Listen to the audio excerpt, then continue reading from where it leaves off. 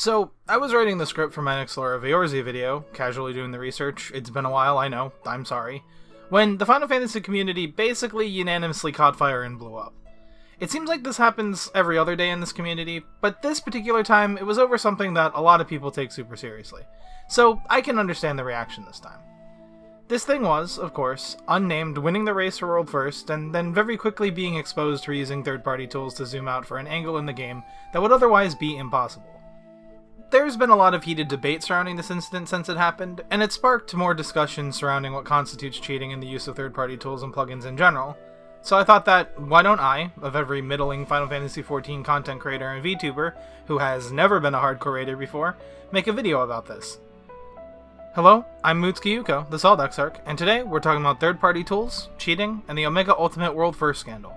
Or whatever this incident is going to be known as. So, I'm not going to beat around the bush. I think what Unnamed did in terms of using third-party tools to assist them in the world's first race is cheating. They used third-party tools not approved by Square Enix to get information not otherwise available in the base game that gave them a significant advantage in the raid over teams doing the fight legitimately. I'll talk about the reasons I feel this way and what constitutes cheating in general later in this video, but I wanted to get that out of the way first.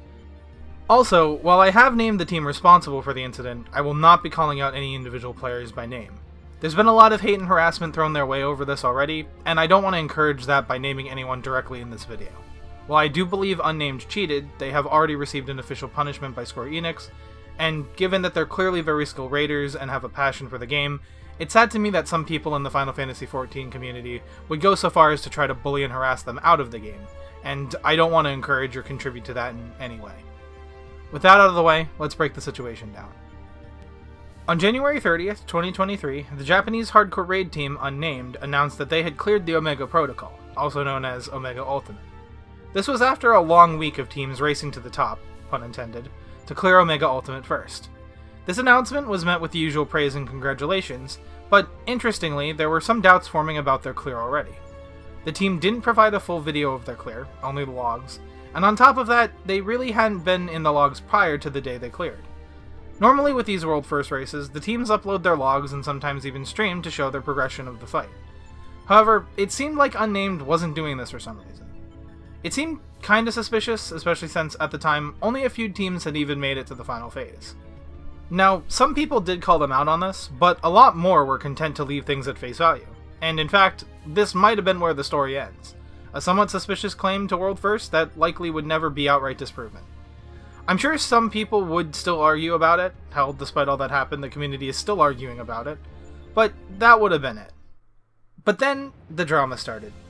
A YouTube channel fittingly named Tenbatsu or Heavenly Punishment uploaded a short clip of a leaked video from Unnamed's prog. Apparently, someone had managed to access the Dragoon's YouTube account and grabbed the clip from a private video on his channel. In this clip, we see two, maybe three things that could be considered third-party raid tools that give the players here an unfair advantage. The first and most obvious one is the zoom out. This is the most egregious example, and is the one everyone and their mother knows about by now. They use a zoom hack to get a more complete view of the arena not otherwise possible in the game. This allows any players using it to get more information about the arena, like where the safe areas are and where their teammates are standing. During the progression of a new fight, it can also help the players pick out patterns in the fight mechanics and keep an eye out on what the boss is doing a little better. I've seen a lot of people saying this isn't really that big of a deal, but compared to the default view, even on ultra-wide monitors, this gives the players a lot more visual information than they would have otherwise. The other confirmed third-party tool that I think gives the team an unfair advantage is this. These show the relative cooldown timers for important skills for each and every party member, not just your own. This includes things like mitigation, shields, and debuffs, as well as spells like Swiftcast. Now sure, theoretically you could perfectly remember every single one of these skills that your teammates have, and keep perfect track of when they used them last, while also keeping track of your own rotation and all the mechanics in one of the hardest, most intense fights in the game, but come on, that isn't practical. Also yeah, for any one of these, maybe all you'd have to do is, let's say, ask your Dark Knight if they have the Blackest Night up, for example, but that takes time to communicate, and doing so clogs up voice chat for potentially more important verbal callouts and information. To have all that information on screen at all times without the need for any communication or coordination between your teammates, yeah, it's a clear advantage that's not available in the base game. The final tool that I said was maybe there was them possibly using highlighted hitboxes. There's a small part right as the screen fades to black where you can see lit up dots on each of the players. Now, I have seen people call this out by claiming it's highlighting their hitboxes, which, yeah, would give them a slight advantage by allowing them to see exactly where their character will get hit or not, but I'm not entirely convinced. At least for me, I can barely see the damn things. I know it's not a super clear video, but imagine trying to pick out a white dot on your character with all of these effects going off. I tried my hardest to spot these dots on the players before the fade out, and I just can't. It's entirely possible that they can see them easier and it's just the garbage video that makes them difficult to spot, so I'm not sure how to call this one. I'll just say that I think they're suspect, but I'll let you draw your own conclusions. There is one more third-party tool on screen here, and that's ACT, but I'll talk about that later. For now, just know that I'm not counting it as a cheating tool for the purposes of this discussion. So yeah, Unnamed's Dragoon player was using third-party tools to cheat for an easier clear. Actually, given statements made by members of Unnamed, any members looking to join had to be willing to use plugins, and they used them fully expecting other teams to use plugins as well, so it's very likely that everyone on the raid team was using similar plugins, though, of course, we only have proof that the one person did. Anyway, with the world first clear having been claimed by a group who is now openly exposed for using third-party tools to give themselves an advantage in raid, the community jumped on them. And then not long after, Yoshi P came out with an official statement. We are aware of information that is being spread regarding the use of third-party tools within the Omega Protocol Ultimate. We are conducting an investigation on the matter. The Ultimate Raid series is the most difficult battle content within Final Fantasy XIV, and we release this content after testing that it can be cleared without the use of any third-party tools. However, if the presumption is that this content will be tackled and cleared with the use of third-party tools, then any reason to develop high-difficulty battle content seems to be lost. It's very difficult for me to understand as a gamer what the meaning behind using numerous third-party tools to compete to clear first would be. I want to apologize specifically to the many of you who are continuing towards clearing this content without the use of third-party tools, consistently streaming your progress, and continuing the trial and error process. However, please know that the development and operations team take notice of all your passion. Please be sure to take proper care of yourselves as you continue to tackle the Omega Protocol Ultimate. If the illicit use of third-party tools is made clear through our investigations, I, at the very least, will not recognize that team as the true world first. And sure enough, later that day, Square Enix came to their conclusion. Unnamed had cheated their world first clear. While SE didn't make any official statements on the punishment, from the information I could gather, everyone on the team had their title, achievement, and other rewards from the Ultimate revoked. I wasn't able to find any specifics about the Dragoon's punishment compared to the rest of the team, but I would imagine, since they had more direct evidence that they cheated, at minimum, they probably received a temporary suspension as well.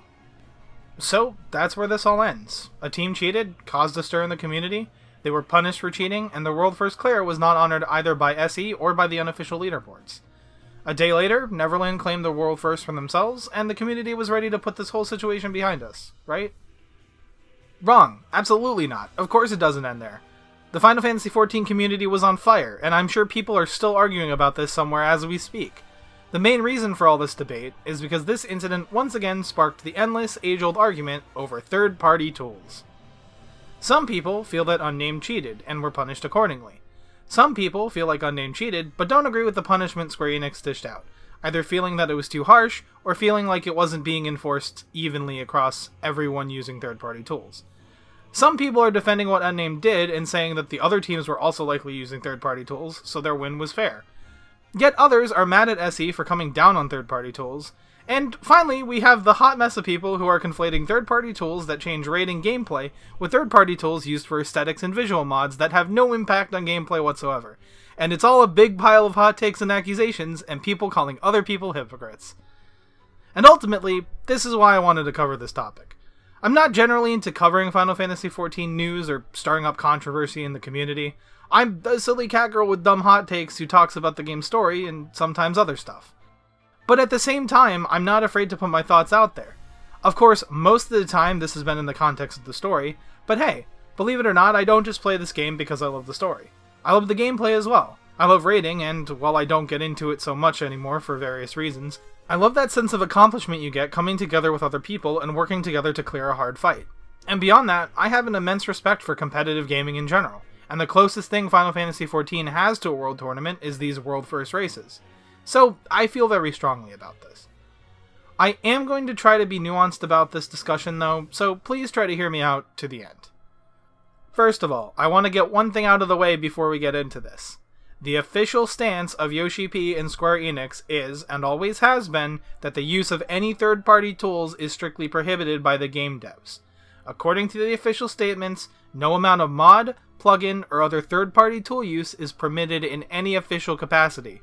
This ranges from custom shaders to visual mods that affect the player model and gear, to parsers and raid tools and hacks like the one used by Unnamed. Any further nuanced discussion in this video is not an endorsement of the use of any third-party tools. It's merely an assessment of the merit and moral weight of the use of these tools by players who choose to break that initial rule. With that said, do I think that the use of all third-party tools is equal and should be treated equally? Of course not. I said this was a nuanced discussion. Hell, even Square Enix says that not all third-party tools are equal, but because it would be impossible for them to vet every single third-party tool and approve or reject them on a case-by-case basis, they take a hard stance and prohibit all of them. If you want to be a rules lawyer, you could argue that since all third-party tools constitute a violation of Square Enix's terms of service, that all usage of third-party tools should be treated equally harshly, but I think this ignores the actual impact the third-party tools have on the game. There's a huge difference between a tool used to modify what your character looks like, or what clothes they're wearing, or if you change one emote's animation from a silly dance to an even sillier meme dance, compared to the tools like the ones used by Unnamed. All these examples are still breaking the no third-party tools rule, but they're not giving the players any advantages in actual content. You're not going to clear a fight faster if you mod your character to have a massive dumpy. You will clear a fight faster if you use tools that give you information you wouldn't ordinarily have access to, or otherwise modify the game to make it easier. Because of this, I personally feel like third-party tools can largely be classified into three main categories. The first category is aesthetic mods. These are mods that affect the way the game looks without affecting anything else in the game.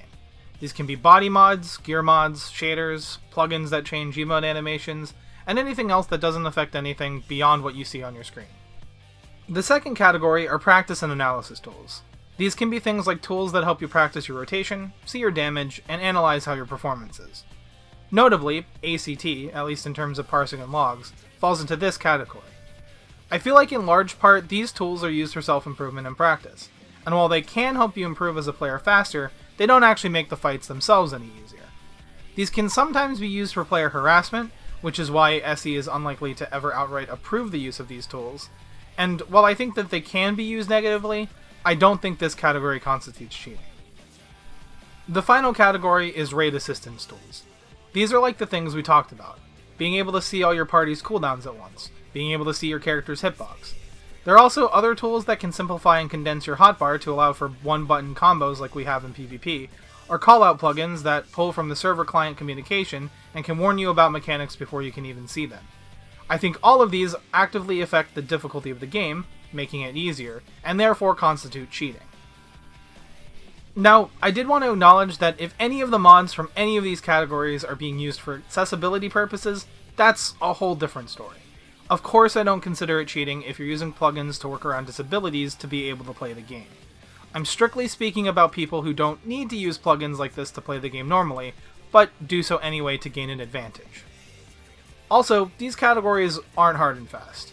You can use tools that modify visuals, like the camera position, which I would say most players use for taking screenshots, to give yourself an advantage in the raid. This is exactly what the zoom hack did. You can use practice tools to basically tell yourself what buttons to press in a raid, allowing you to kind of turn off your brain and not worry about your rotation. If not straight up cheating, I definitely consider it a gray area.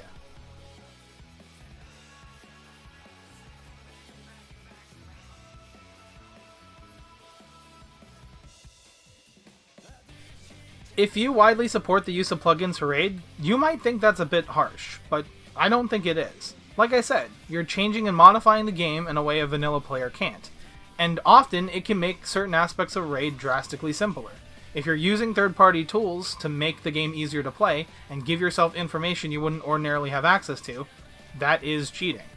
Some of the most integral parts of raiding are knowing your job and rotation on a fundamental level, being able to adapt and coordinate with your teammates, and clearing mechanics efficiently, and all of these can be made easier with raid assist plugins. Therefore, the use of these plugins are mitigating some of the difficulty of hard fights for yourself and your teammates. Now, of course you can argue that this is all relatively harmless on a general level. I mean, most of the content in the game is PvE. You clearing a fight isn't depriving someone else of a win. If you want to use third-party tools to make the fight a little bit easier, what's the harm in that? While I don't necessarily agree with that stance, I will concede that the impact of cheating like this isn't really going to affect anyone other than yourself. So you could make the argument that it's fine if you're playing casually. But that all goes out the window when we're talking about top-level rating. And that's what this was. A top-level team trying to beat new content faster than everyone else, used third-party tools to make the fight easier, and to eke out a win. Did they have the skills to clear the fight legitimately? Yes, absolutely. The zoom hack and other add-ons they were using were giving narrow improvements to their gameplay at best. A team who was never going to clear Omega Ultimate without these tools wouldn't have gotten this far. Is it entirely possible that, without the use of these tools, Unnamed would have still cleared the fight first? Yes, it's possible, but we don't know. And we don't know because they never tried. I've seen a lot of arguments defending Unnamed here. One of the biggest ones is that other teams are also likely using third-party tools, so it's fine if they do it too. But that's not a valid argument. Square Enix's official statements regarding the use of any third-party tools is that it's prohibited. A person trying to play the game legitimately according to Square Enix's rules doesn't have access to these tools. They should have a fair shot at joining a team and claiming World's First. But if all the teams are running plugins for these advantages no matter how slight, should we force that player to literally break Square Enix's terms of service just to get a chance? Is that really in the spirit of competition? I don't think it is. Imagine if this was the Olympics. If everyone's doping, does that mean doping isn't cheating? Of course it doesn't, because the rules say that doping isn't allowed. Imagine if people defended an athlete for doping just because everyone else dopes and just doesn't get caught. We shouldn't be defending the use of these cheats because other people cheat. We should be condemning the use of these tools to cheat at all. I can't believe that this is a hot take, but it is. Another defense I've seen is that the specific add-ons Unnamed use should be available in the base game. I mean, even before this scandal broke, people did sometimes complain about the game's default zoom limitations. This is the case for a lot of plugins. A lot of players use the term quality of life improvements to describe some plugins that can fall into this gray area of possibly making fights easier. And they'll defend them by saying that they should just be in the game already. And that could be valid. A lot of these could be really good tools that should be available to the player. But they're not. They aren't available in the base game, and if they make a fight easier and aren't being designed around, then they are giving any player who uses these plugins an unfair advantage over a player who chooses not to use them. And the whole reason why this is such an issue is because Square Enix's official statement is that no third-party tools are permitted. And once again, I'm not saying that there aren't merit to these types of raid assistance tools, or that using them is harmful or wrong in all situations. But in competitive environments, if we're going to preserve the spirit of competition, especially at the highest level of the game, then we need to make sure that the people participating in that competition have integrity, and are held accountable for their actions. In nearly every other video game competition, from speedrunning to tournaments to world record high scores, the standard is usually to play the original vanilla game, completely unmodified. Sometimes communities even go out of their way to mandate playing on a game's original hardware, because emulation or ports can change the way the game is played enough to give the players an unfair advantage. But when the whole community is so fast and loose about plugins and what defines cheating, and when people who use these tools are defended, and when the expectation has grown to be, of course high-end raiders are using plugins for the world's first race, it utterly destroys the spirit of competition. If you disagree with me that these tools are cheating and should be allowed, then you might argue an alternate solution would be for the community to make their own rules about which tools and plugins are allowed. But with SE's firm stance on the use of third-party tools, that system would still be unfair to anyone who wants to play legitimately. Square Enix says no third-party tools, so for high-end rating, for competition, for the race for World First, that's where the bar is set. That is the level playing field. Anything beyond that is cheating. The one final discussion to bring up is the punishment. As mentioned before, Unnamed's members had their titles, achievements, and weapons revoked. No other action was taken against anyone aside from the Dragoon, and I wasn't able to find any information on exactly what happened to them specifically. I've seen a lot of people saying they feel like this was too harsh, but once again, I disagree. They cheated that clear, so they lost the rewards for the clear.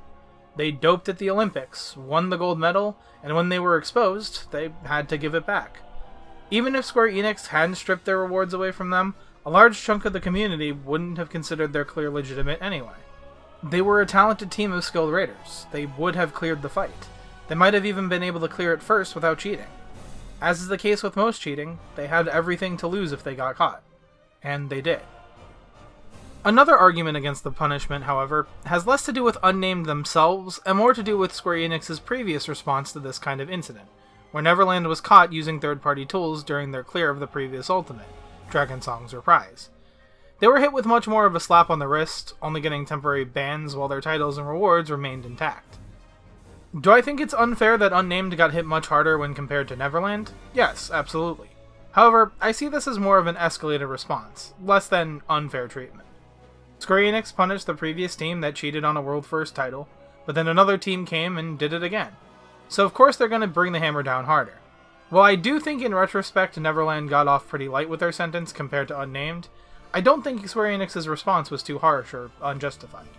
If you disagree with me, that's totally fine.